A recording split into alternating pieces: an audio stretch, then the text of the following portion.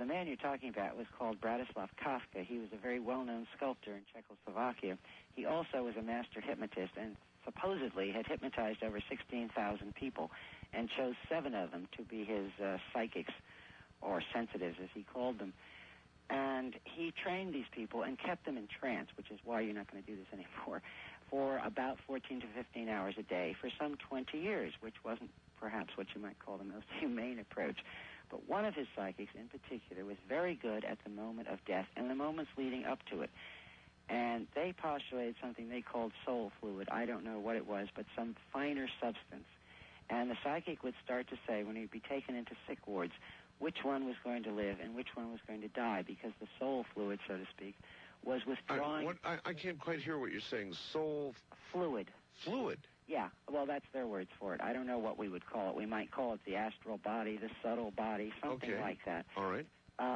That it starts to withdraw 2 or 3 days before death, and it moves from the feet up to the head. Now, some American psychics have seen that too. Eileen Garrett, who's a very famous American psychic and head of the Parapsychology Institute in New York, she also saw this.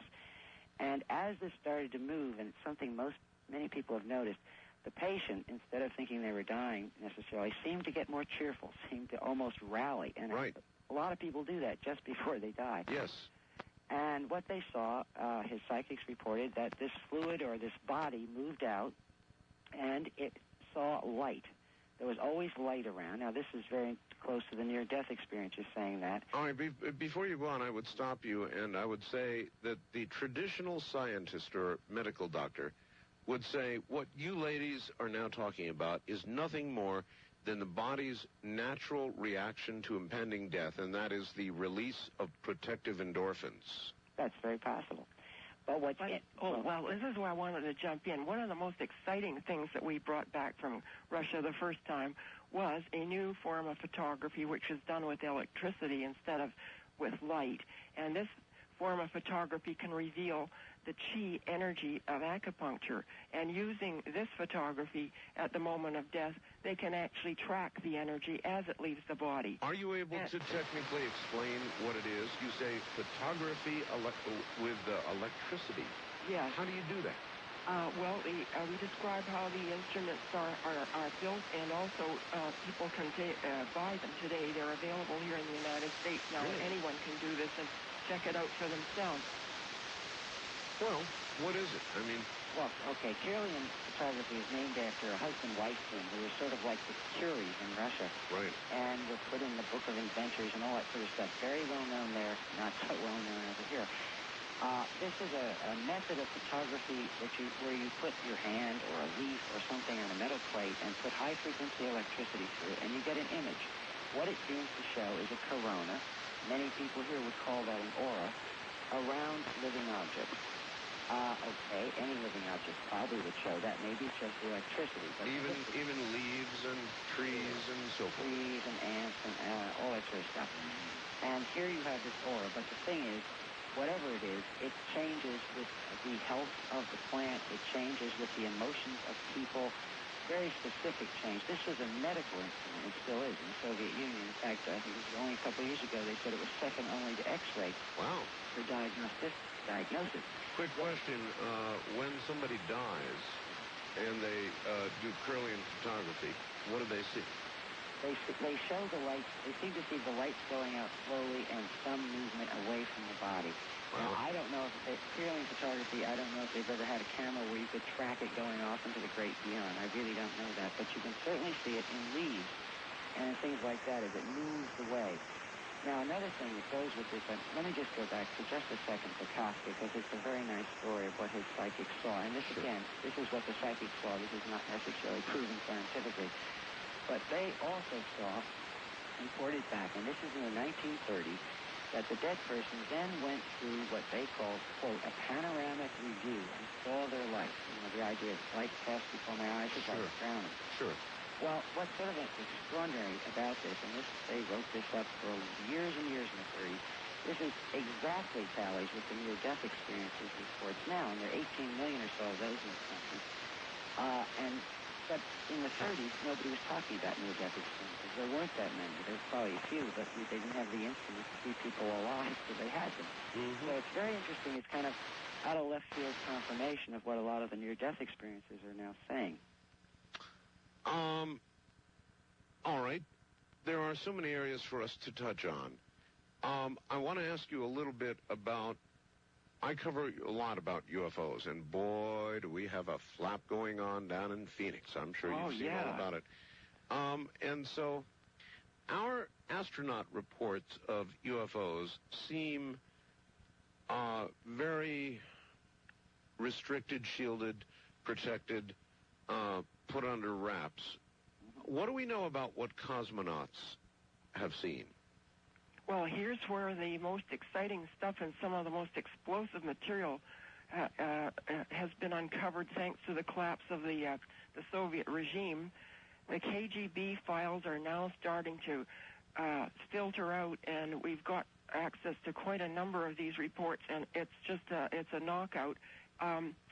First of all, as early as 1989, the Russians reported that aliens had actually landed in the Russian city of Voronezh. That 7 UFOs landed almost simultaneously, one right downtown, and UFO-nauts came out of the UFO and walked around downtown in the city, and then went back into this vehicle and then flew off again. Well, wow. The whole city was in a state of just total panic. It went on for about 10 days, and it was like War of the Worlds, the Orson Welles show. I mean, the people were just absolutely terrified. So then they brought in top-level scientists from all over the country, whole teams, to start investigating and trying to find out what was going on.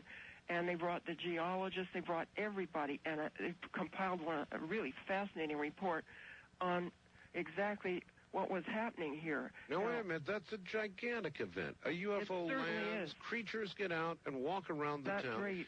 There have got to be photographs. Well, I don't know, but it was on the front page of the New York Times, strangely enough. They picked up a TASS official report of this, so it went out over the news wires, but pretty much everybody seemed to ignore it over here.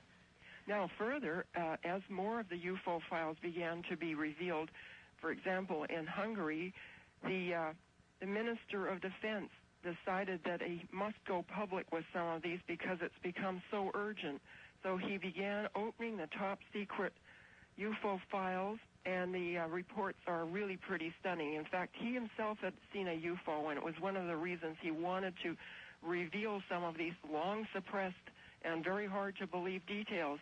But around the time that these aliens landed in Voronezh, there were UFOs swarming over Hungary, and they seemed to be on some kind of surveillance thing related to military installations. They went from one military installation to another, and they seemed to check out their vehicles, their MiGs, and everything else. And when the guards tried to get rid of them, they put beams on them that made them sick. And it was just went on and on. Then further, more material began to come out, and one of the most fascinating things is that the cosmonauts are all beginning to talk. The Ministry of Security of the Russian Federation has opened some of its files, and they see there's a detachment of observers from other worlds traveling in near-Earth orbit, and what they have been able to reveal has come through one of the foremost cosmonauts, in fact, one of the pioneer cosmonauts. His wife has now got the recordings and the photographs and all kinds of details, and she came to America some years ago, and she just stunned the people when she gave a press conference, because she opened the material and she showed, for example, that the Martian probe that the Soviets had sent to the moon, Phobos, had actually photographed a 15-mile-long UFO, and look, there's no question about that one. I've got that photograph. Yeah, you do. Good. Her name, by the way, is Colonel Marina Popov, and her husband is Victor Popovich, who was a very famous cosmonaut, and she was a jet pilot herself. And she also has a lot of stories that she's revealed, documented reports from other jet pilots, but also from cosmonauts. She has tapes that they play of cosmonauts talking to the ground, who were in the space stations, all that sort of stuff. It's all coming out. I really would like to get my hands on some of that. Now, as you know, we've got a probe that's July 4th due to hit Mars. And I say hit Mars because it's going to go blasting in and then go bouncing down on the Martian surface. Do you all think that probe is going to make it, or do you think something will go wrong? I don't know. I like to be an optimist, but I suspect maybe something will go wrong. All right, ladies, hold on. We'll get back to you in a moment. From behind the Iron Curtain, we now learn. I'm Art Bell. This is Dreamland. Very secret for so many years from the Soviet Union. It's called Psychic Discoveries. The Iron Curtain Lifted by Sheila Ostrander and Lynn Schroeder, who are my guests.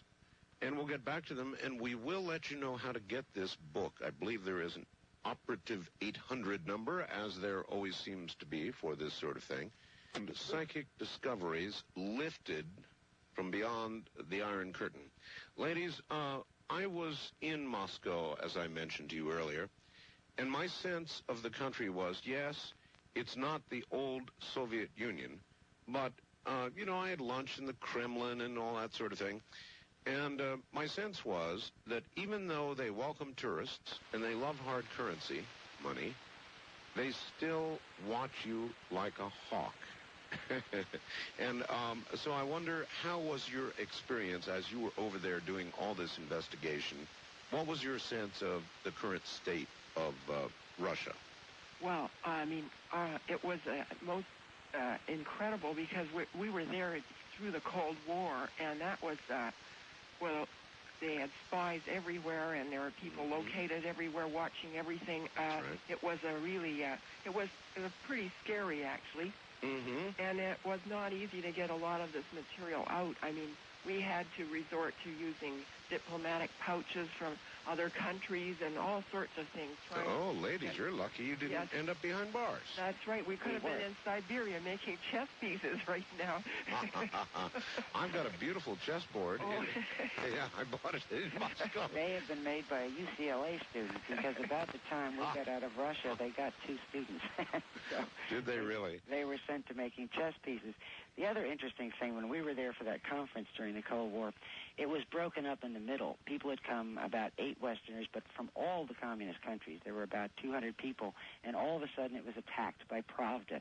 So then it was switched the last 2 days to the Czech embassy, because that was a time when the Czechs were more liberal, which probably was a great political mistake for many of the Russians to get there.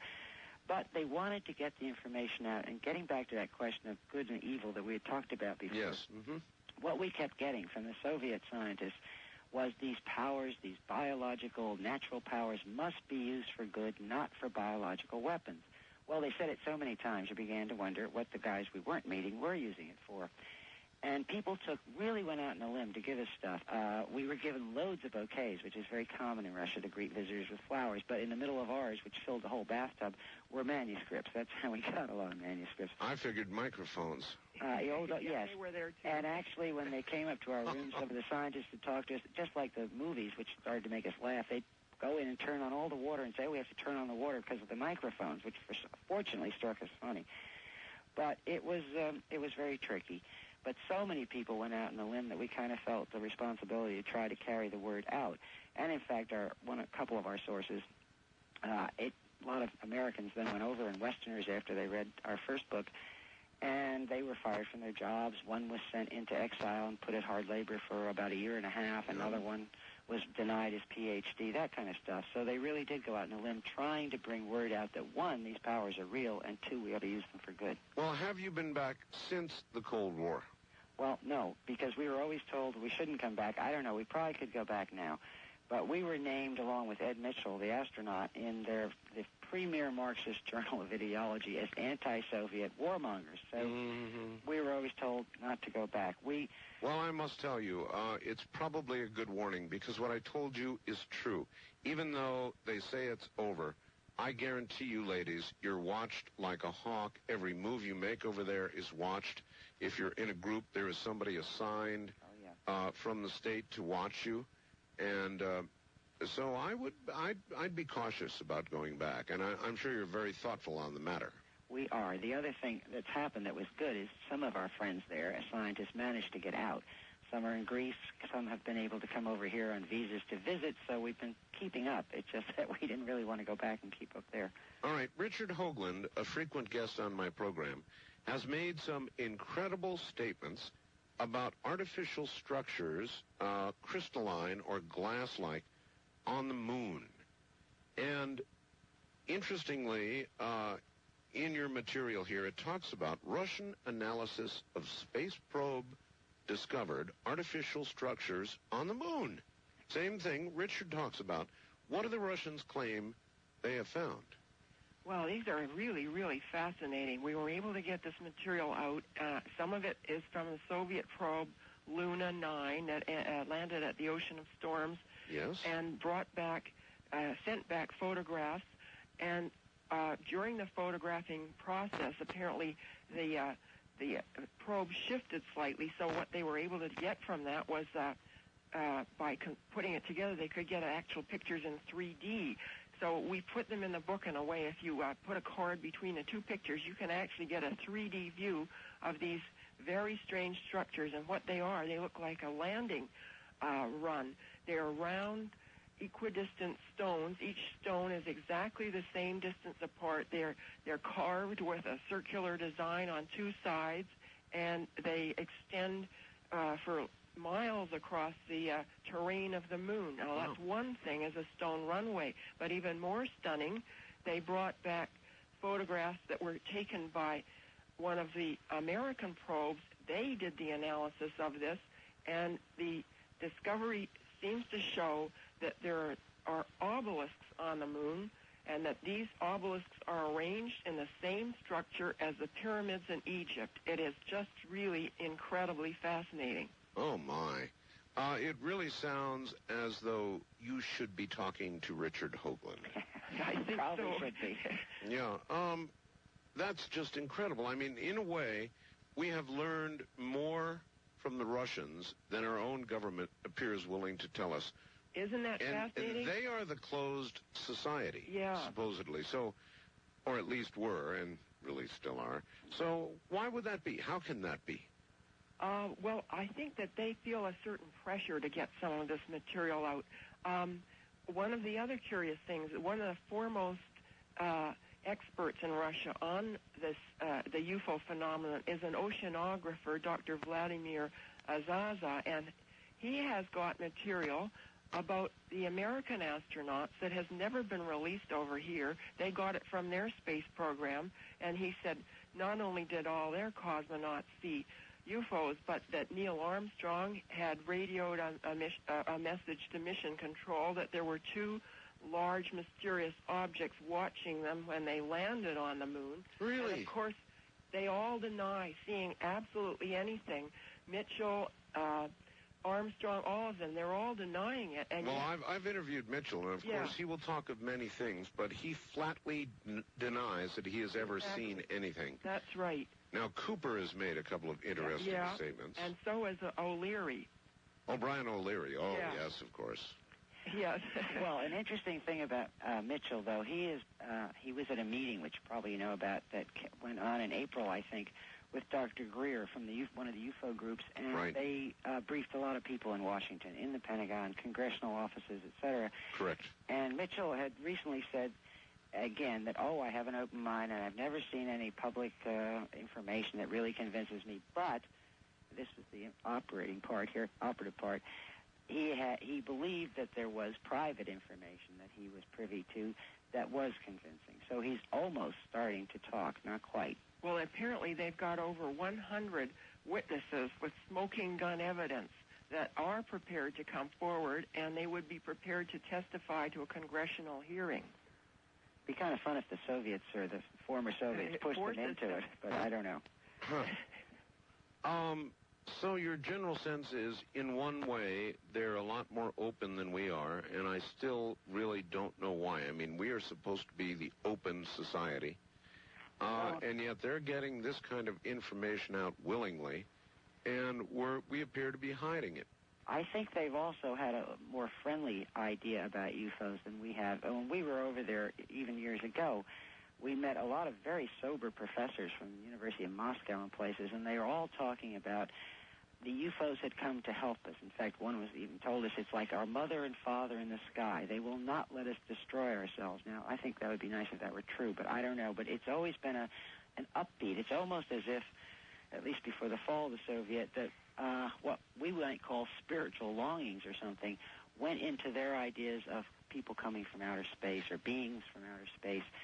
It was sort of a transcendent thing. And they also had this idea of, the visitation of the gods years ago, which is certainly common now, but at that time it wasn't. And they had done lots of work, archaeological work, serious scientific work, big conferences on ancient structures, how they had perhaps been seeded from outer space. In fact, they had articles on Jesus Christ cosmonaut, which is not to offend anybody, but that's the way they were talking, because they believed sort of the Van Doniken idea of gods from outer space, but they did an awful lot of work on that archaeologically. Well, the Russians have not been bound by the same moral, ethical considerations that we are in the more sensitive areas of this kind of research. You know, trying to stop hearts, no problem. Volunteer, please. People were expendable who were the research subjects, and in fact, one of the big fights that went on in Russia was at some of the institutes that that KGB wanted them to be even tougher and go faster and faster, and then finally the scientists rebelled and said that these were depraved, inhumane experiments and they wouldn't do them anymore, so the KGB just fired them all. Hey, of course. They were all unemployed the next day for complaining that it wasn't, that they were having to do depraved work. Well, you almost wonder if they have not attempted long-distance killing, that sort of thing. I've always wondered, for example, if it would not be possible at a great distance. Saddam Hussein is not one of our favorite guys. All you would have to do is weaken one little blood vessel in the brain, and then he'd be gone. Now, I believe that even our government, in fact, I have an easier time these days believing that our government has engaged in this kind of research. This is not your area. You, I know, talk about Russia and the Iron Curtain and all that. But do either one of you know how much we have done in these areas? Yeah, we've done quite a bit. That was what was interesting to us. When you're talking about influencing somebody at a distance, it is the premier Russian experiment. They did it for 70 years. Remote influencing, right? Yeah. We called it the telepathic knockout because it started out as an experiment where you could throw somebody into a trance or make them go to sleep, as you choose to look at it, from a distance. Really? And I think it started in the 1920s at a big psychiatric conference where they managed to stop a woman in mid-waltz step and she went into trance. I wonder if they hit President Reagan a few times. Well, you wonder about a lot of this. But this went on for years and years and years. One of their most famous psychics, probably one of the best psychics of the 20th century, was Wolf Messing, and he was like the Shadow. He could cloud men's minds and did weird things like Stalin put him to tests of could you get into my dacha, and nobody can get into Stalin's dacha, obviously. He did. How did he do it? He said he influenced the minds of the guards by saying, I am Beria, who was the head of the secret police, and no one would have stopped. Now, all this is documented. Even in the old days, it was documented.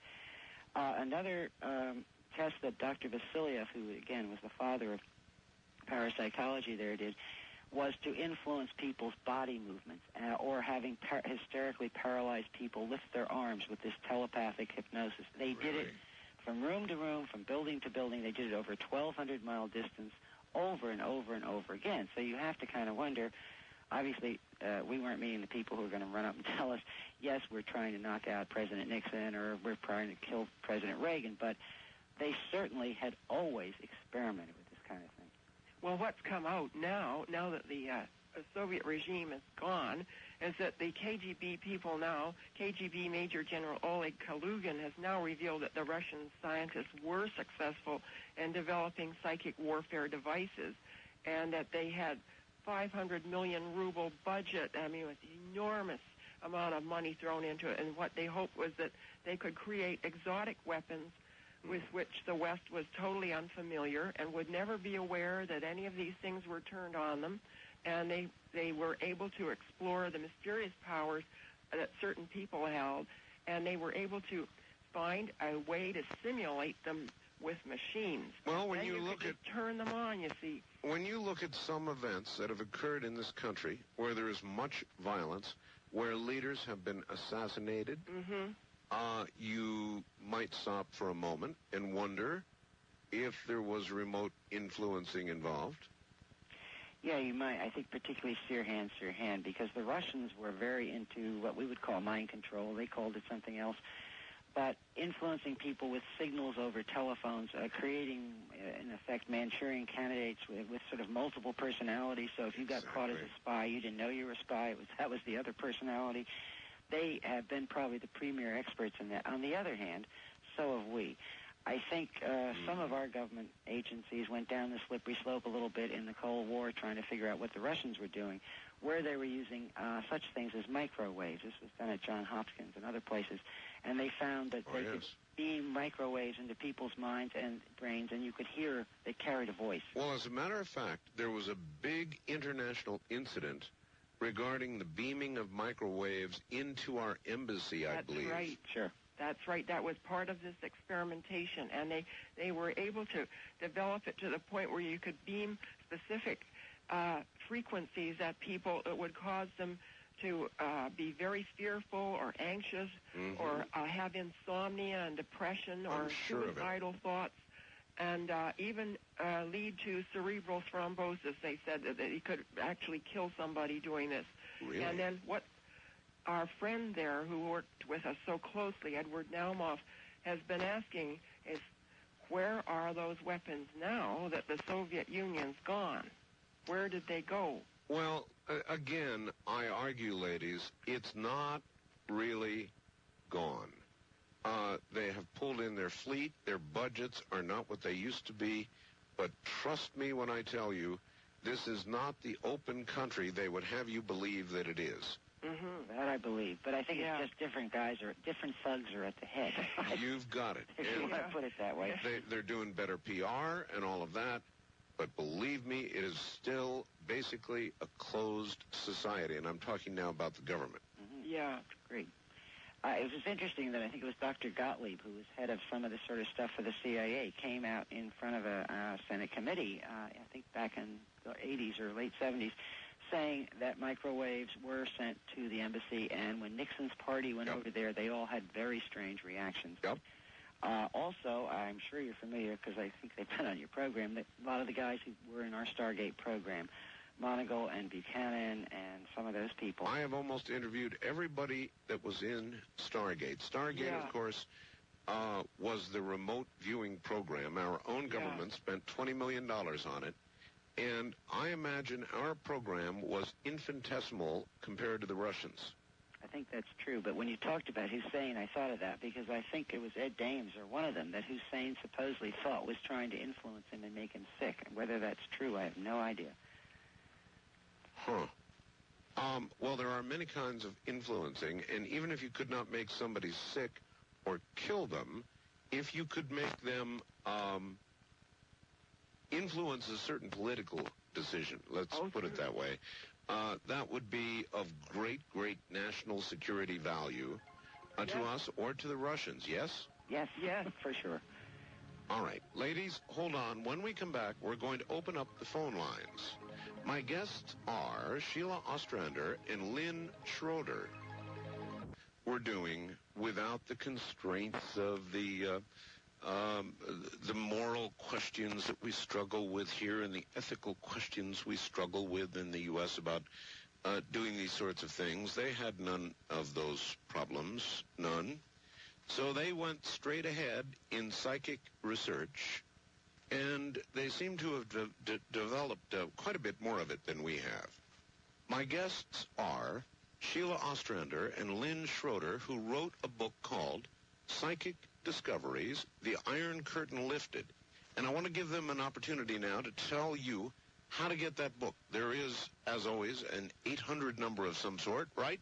Right. There's some very nice people at Greenleaf who agreed to stay up if anybody wants to call. Okay. And I hope they do. It's 1-800-905-8367. That's 800-905-8367, and they're waiting. And they're there now? Yeah, they are there right now. It's a pretty good-sized book, isn't it? Yeah, it is.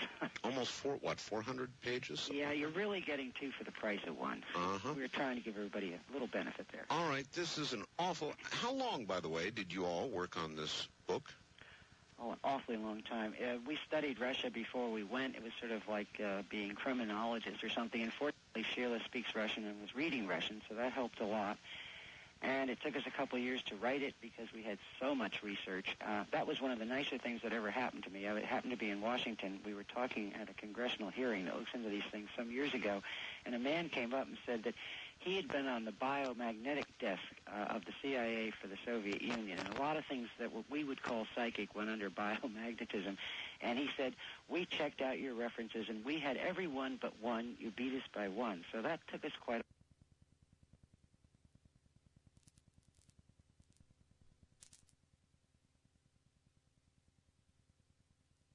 You beat us by one. So that took us quite a long time.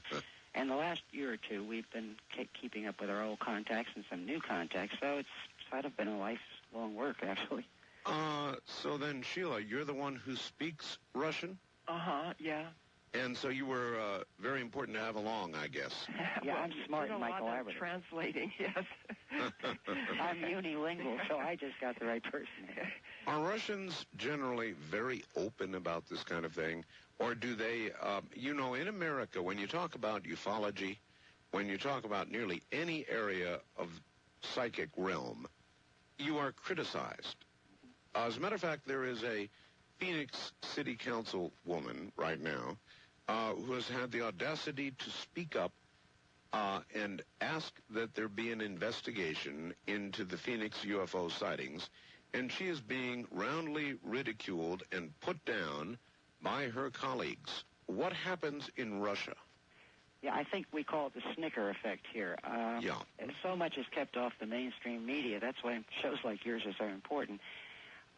In Russia, it certainly seemed to be more open. Partially, this may be because it's an amalgam, really, of very ancient cultures. And people kept many of those beliefs.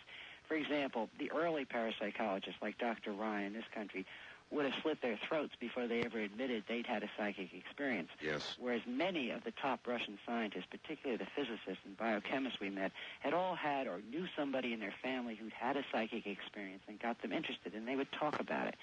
So I think it's a much more natural thing over there. It's old mystic Russia. In fact, even during communism, when we were there, you'd walk the streets late at night because actually nobody wanted to go home because there wasn't enough room to sit down. And you'd sit around in cafes, and they were always talking about the soul of man. And this was not something I heard very much in New York at that time. So there was kind of an overlayer of kind of mystic sensibility, I suppose. At the same time, they were trying to become very scientific. So it's an interesting combination where you tried to take the old understandings or beliefs, superstitions in some cases, but also folk cures and stuff like that, and understand them scientifically. So it's a nice combination, actually. One of the things you were talking about PK, but PK also has to do with healing, and they've done major studies on healers, photographing healers' hands with the Kirlian photography we talked about, even to the point of being able to figure out who is a genuine healer, who isn't, which is very helpful, and finding people who probably could be trained to be healers. One of the experiments they did with that was photographing the aura, so to speak, of wheat, growing wheat, when people put their hands on it. And if it was a healer, it would brighten up. If it was a potential healer, it would brighten a little. If it was a non-healer, nothing would happen. So, all right, we're about to go to the phones here, ladies. Okay. East of the Rockies is the only number not given in the little number thing. It's 1-800-825-5033. East of the Rockies, 1-800-825-5033. Going to the phones in a second. But this question for either one of you. My husband and I were present when my uncle suffered respiratory failure. As my husband was bending over him, a clear drop of fluid seemed to come from the ceiling and landed on the arm of his sweatshirt. We both noticed it at that time. My uncle was resuscitated by the fire department, but later died at the hospital.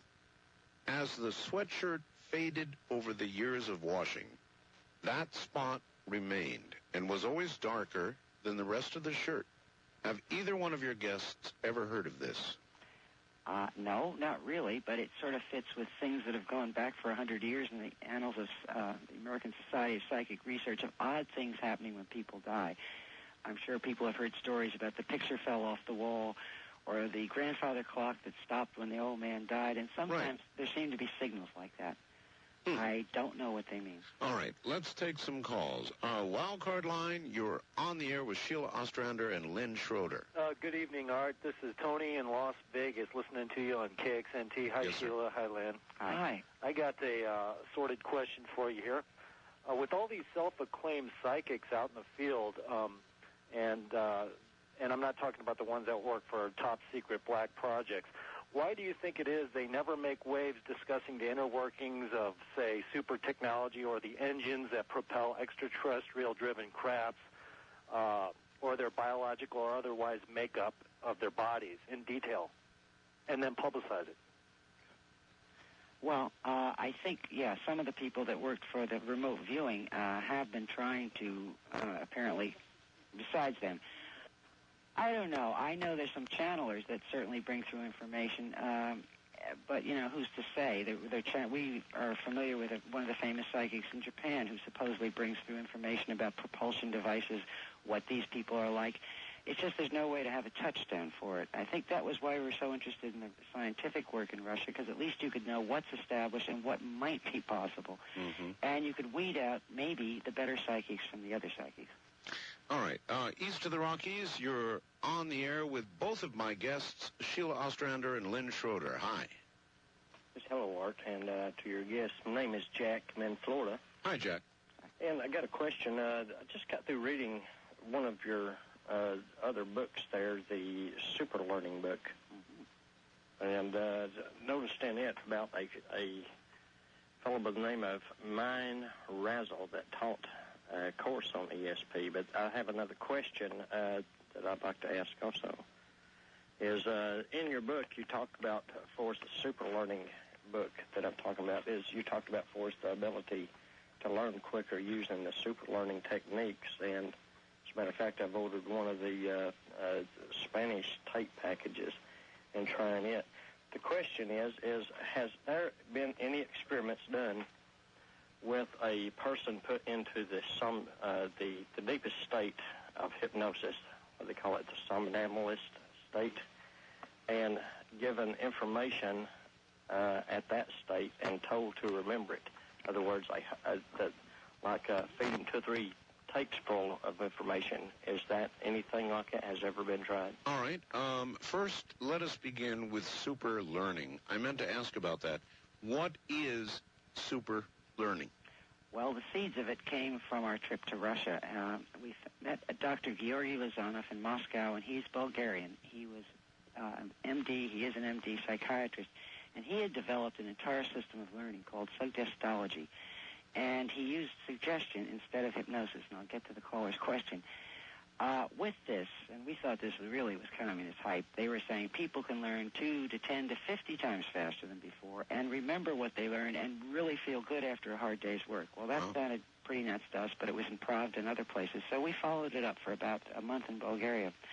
And eventually, some very pioneering teachers over here tried these methods, and one thing led to another, so we finally wrote a book on it when we figured out that it could work in Des Moines and Toronto and Atlanta, as well as in East Berlin and in Moscow. Sure.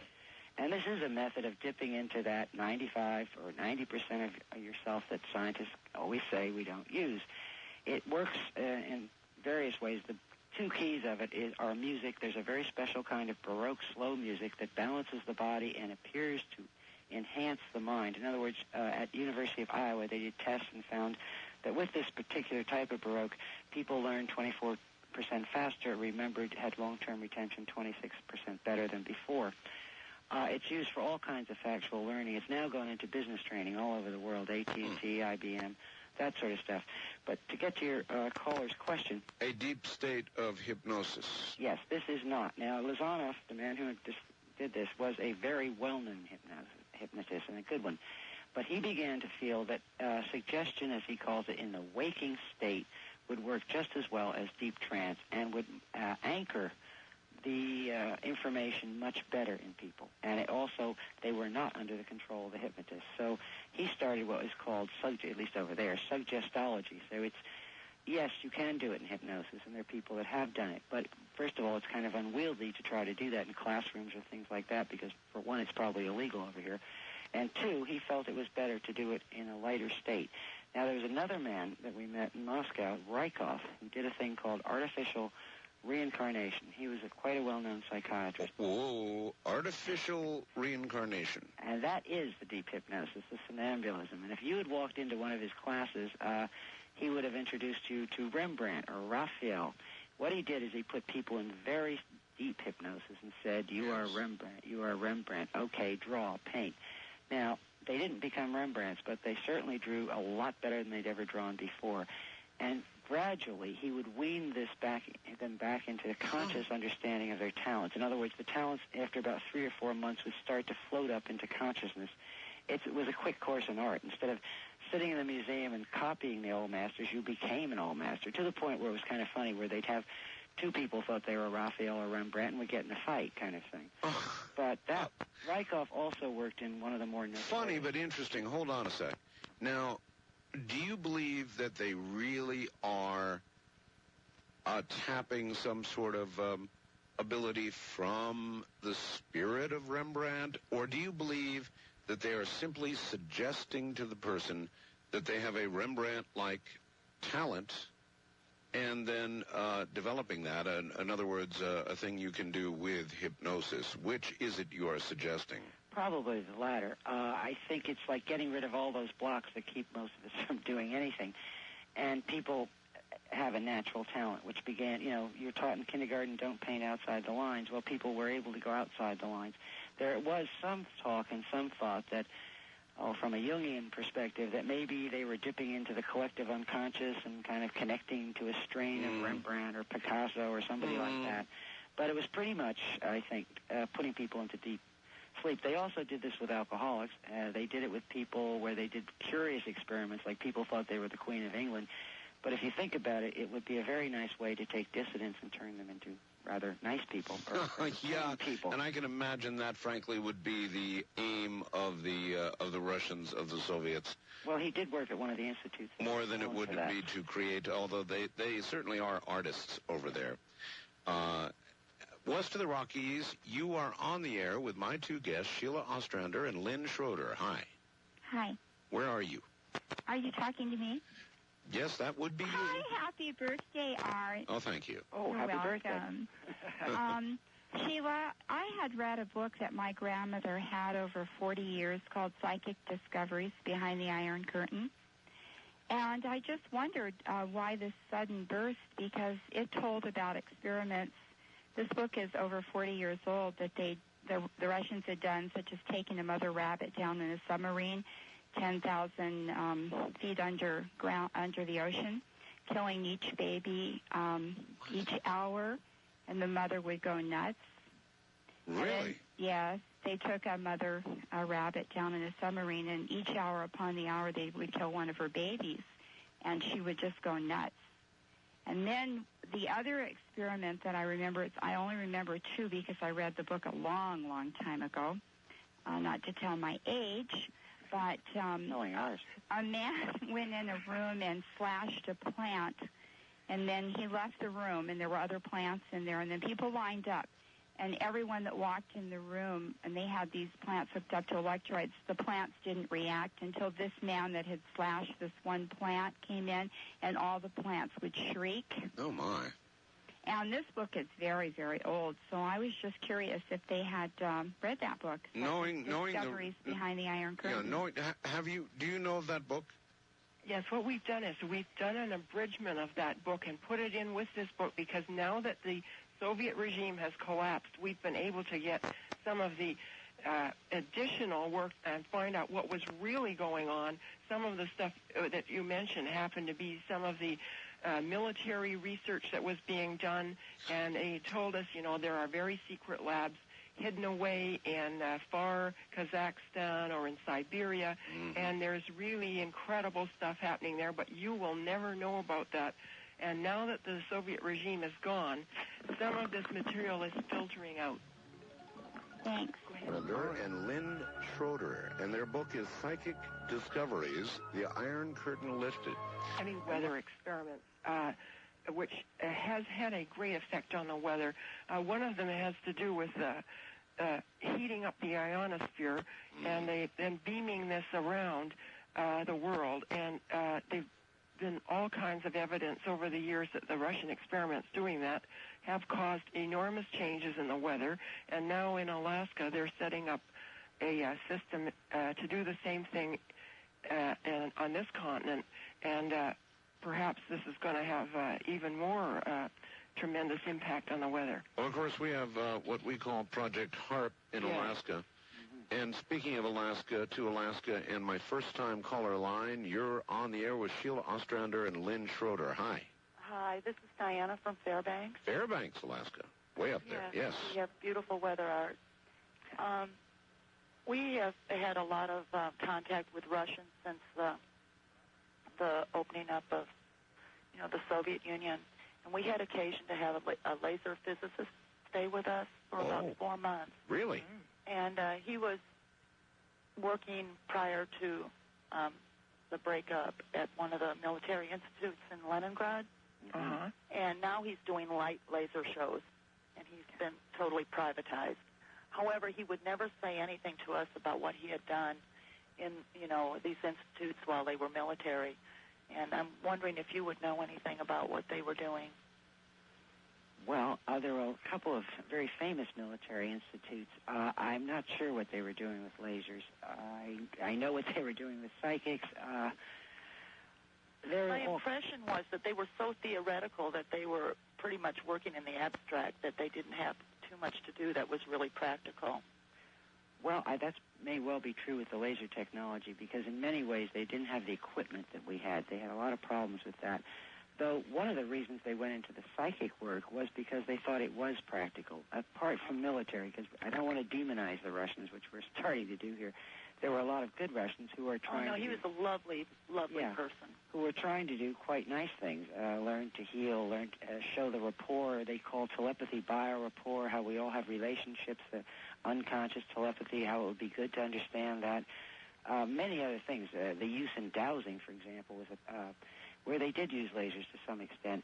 They had mated geology and dowsing, for example. That was done in Moscow, Leningrad, and then out in the field in all the great Russian resource areas. So there was a lot of, the urge was practical. It was military on one hand, but it was also practical in other ways. So all right. I don't know what your friend was doing, but I'm glad he was a nice guy, because most of us he was a lovely man. Thank you. I'm sure that's true, and I'm sure the individual Russians pretty much were good people, like people everywhere.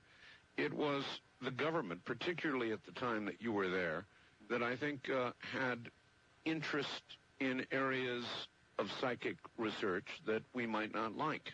Yeah, I think that's why they funded it to such a great extent. And what's so wonderfully ironic about this is work that truly was funded, probably for not very nice reasons at all, has come up and proven a couple things, that we have a non-material aspect to ourselves.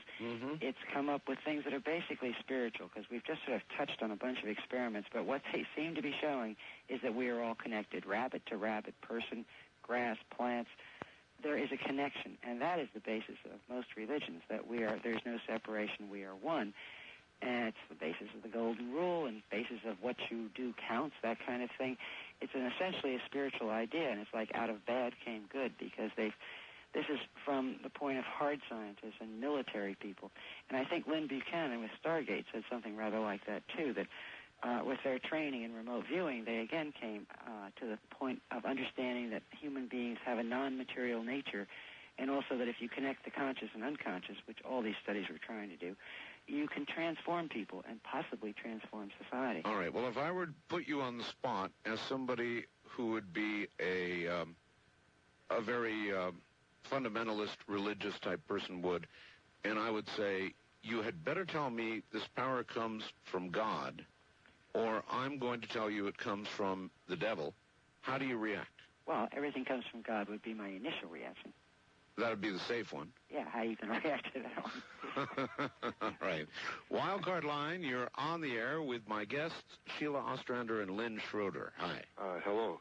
Yeah, my first name is Walter, and I was calling to see what kind of hard evidence our government might have on the existence of God and something that scares them. And I believe I channel the Holy Spirit, so I'm kind of looking forward to seeing if Mary and God and the crew are coming back. Walter, where are you? Mount Rainier, Washington. All right. Ladies, I channeled God. Well, I am a great skeptic of channelers. It is the one area that I think there is probably more room for fraud than nearly any other area. And I wonder how you feel about it. Well, I don't know about channeling God. I think that's a difficult question, and I have no idea who's doing that and who isn't. And very often, a lot of people say they are, and I think in all the wars I've ever heard about, each side thought they were getting through to God, and when he was on or she was on their side. What I do think is certainly many people dip into knowledge that is... I've got to ask you to get good and close to your phone. You're getting a little hard to hear. I think a lot of people are able to dip into knowledge that is outside their normal consciousness. If you want to call that going into the collective unconscious or picking up someone else's thought or being moved by spirit, I'm not sure we can tell the difference. I'm not sure we can either. Those of faith would tell you absolutely what they think. East of the Rockies, you're on the air with Sheila Ostrander and Lynn Schroeder. Hi. Hi, this is Kate from Maine. And before I go to my quick question, I just want to make two observations. And one is that in 92 and 93, I was in Bulgaria. And the one thing I thought was very interesting was what I observed was a comfortable parallel that existed between the Orthodox religion and those that attended the church, and folk cures and healings, astrology, numerology, seeking psychics and all of that. And then the other observation I had, too, which is that I made a lot of really good friends in Bulgaria, and I love the area and the people. And I also, towards the end of my stay there, felt a little paranoid because there were times when I thought there was something amiss in my office, and even though I wasn't quite sure what it was, it just seemed like someone had been in there. Sure. But anyway, my question is, I don't know if you'd mentioned this before in the first hour, but I wondered if the recent sightings of the UFO, and particularly that March 13th that has been on the national news recently, if any of those sightings coincided with anything over in Russia or Eastern Europe, were there similar descriptions of the UFOs? All right. For instance, that boomerang shape with the lights along the signs that we saw on and the triangles, yes. Yeah. Mm-hmm. All right, yeah, it's a good question. What about that? Yes, their descriptions are similar. In other words, they've got a group of, their data matches. In other words, they're seeing very similar craft. And also one of the researchers said one of the unique capabilities of these craft is that they can transmorph, they can change their shapes. Yes. And assume other shapes. So they may be one shape for a while, and then they change and they're another shape. Shapeshifters, yeah. yes. So these craft descriptions do match. And then I was very interested in your caller's experiences in Bulgaria. Actually, in Bulgaria, there was one of the most famous prophetesses of the entire Soviet bloc. Her name was Vanga Dimitrova, and she apparently gave readings for Gorbachev and famous celebrities from the West, as well as the president of Bulgaria and all kinds of regular people from all over the world. And she just died last year, and she was celebrated as one of the great treasures of the country. Well, all right, let me approach another subject. Again, going back to the cosmonauts for a second. Yeah. Mm-hmm. They're talking, and our astronauts hint at things.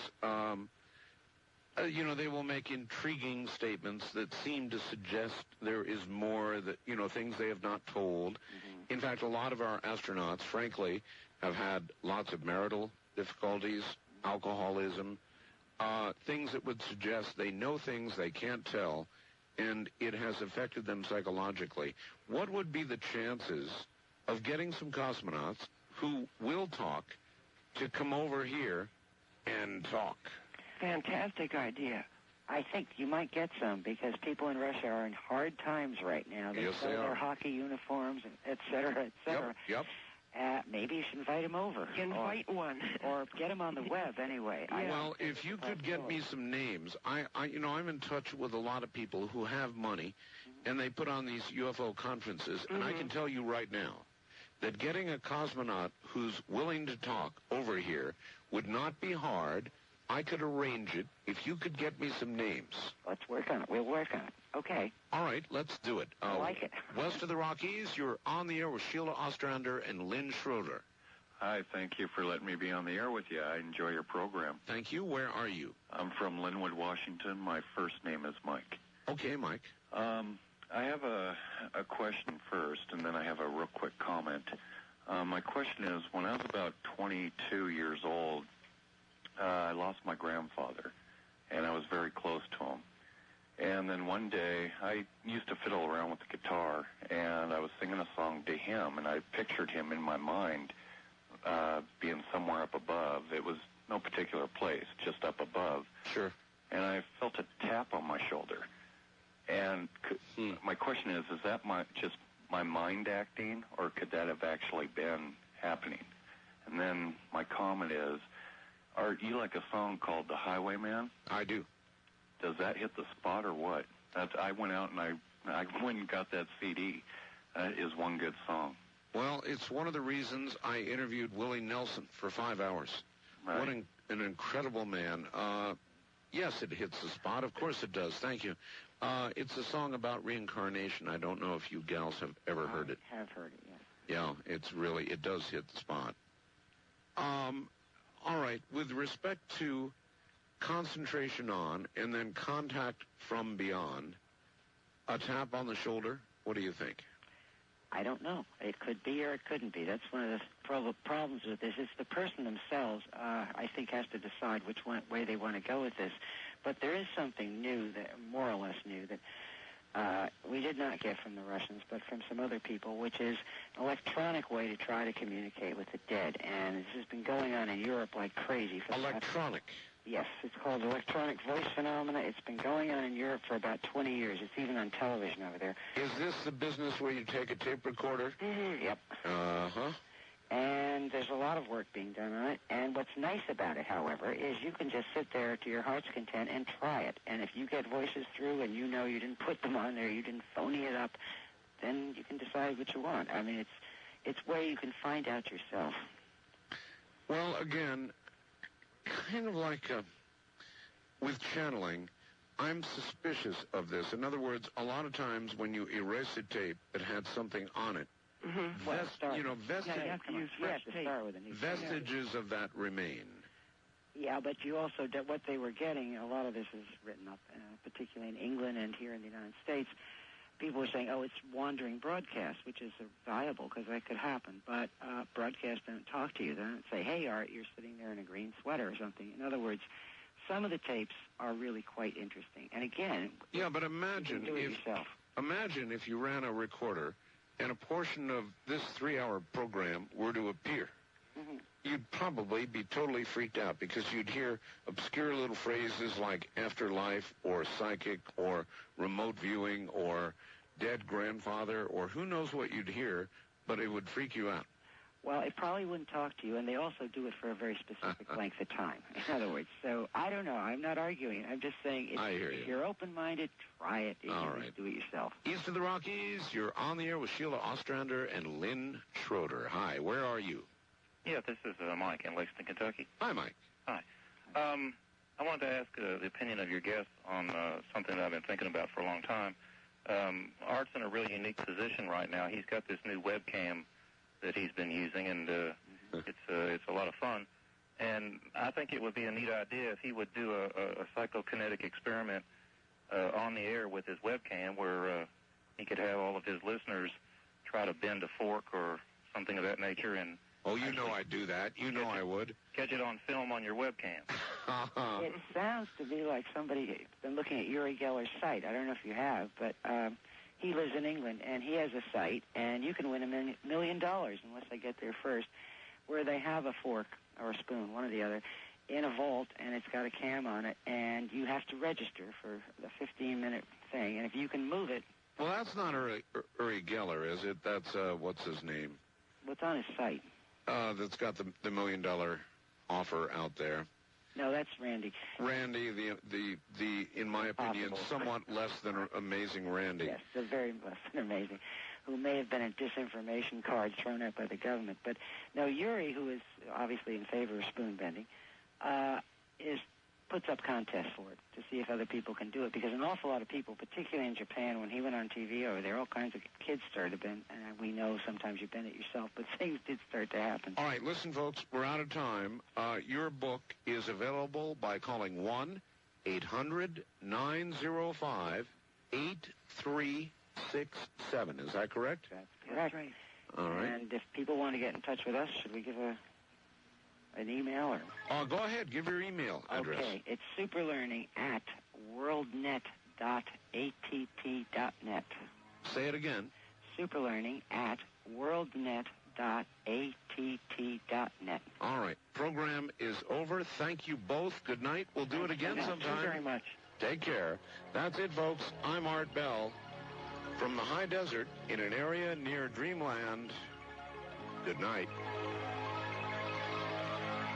This has been Dreamland, a program dedicated to an examination of areas in the human experience not easily nor neatly put in a box.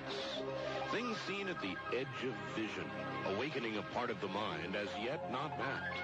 Yet things every bit as real as the air we breathe but don't see. Please